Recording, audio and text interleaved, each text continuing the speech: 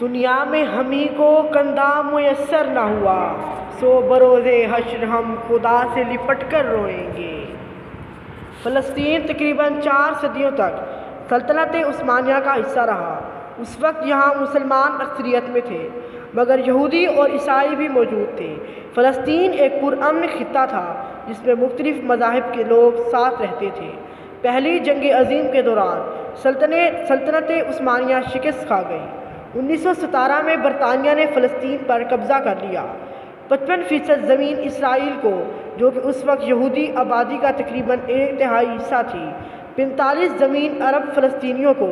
عرب ممالک اور فلسطینیوں نے اس منصوبے کو مسترد کر دیا کیونکہ یہ غیر منصفانہ تھا۔ 14 مئی 1948 کو اسرائیل نے خود کو ایک آزاد ریاست کے طور پر قائم کرنے کا اعلان کیا۔ اگلے ہی دن عرب ممالک مصر، اردن، شام، لبنان، عراق نے اسرائیل پر حملہ کیا، لیکن اسرائیل نے نہ صرف حملہ پسپا کیا بلکہ اصل اقوام متحدہ کے منصوبے سے بھی زیادہ فلسطینی علاقوں پر قبضہ کر لیا۔ اس جنگ کے نتیجے میں تقریباً 8 لاکھ فلسطینی بے گھر ہو گئے۔ یہ قبضہ آج تک جاری ہے اور مغربی کنارے اور مشرقی یروشلم میں یہودی بستیاں قائم کی جا رہی ہیں۔ آج کی صورتحال فلسطینی علاقوں میں اسرائیلی قبضہ بدستور جاری ہے۔ اسرائیل نے غزہ پر محاصرہ کر رکھا ہے۔ آج کی رات غزہ کی آخری رات ہے۔ صبح ہوگی تو شاید ملبے سے ایک ہاتھ نکلے گا، کسی بچے کا ہوگا، وہ اب تک اپنی گڑیا کو پکڑے ہوئے ہوگا۔ کوئی ماں اپنے بچے کے ٹکڑے جوڑ رہی ہوگی جیسے کوئی پزل بنانا چاہتی ہو۔ اب تو مرثیے بھی نہیں لکھے جاتے۔ ویڈیوز دیکھتے ہوئے دل خون کے آنسو رونے لگتا ہے۔ تصویریں کلیجہ چیر کر رکھ دیتی ہیں۔ اب وہاں دن میں اجالے کی بجائے خاک اڑتی ہے اور شام خون سے لت پت چادر تان دیتی ہے۔ اب نہ دنیا دکھانا چاہتی ہے اور نہ ہی میں دیکھنا چاہتا ہوں، بس خاموشی کے ساتھ انتظار کر رہا ہوں قیامت کا۔ لیکن بھلا اب قیامت کا کوئی اور بھی دن ہو سکتا ہے؟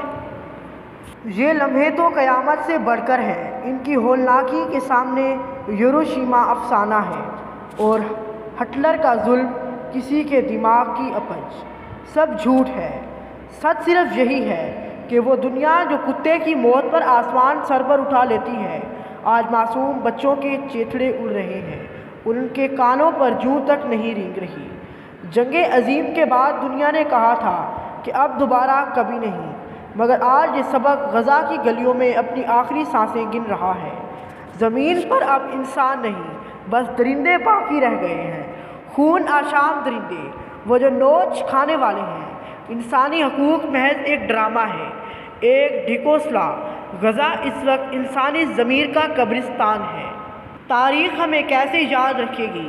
کچھ لوگ قاتل ہوں گے، کچھ خاموش تماشائی، لیکن سب انسانیت کے مجرم۔ اے میرے پروردگار، فلسطین کے مسلمانوں کی غیبی مدد فرما اور ظالموں کو عبرتناک شکست فرما۔ اے میرے مالک، تو رحیم ہے، رحم فرما۔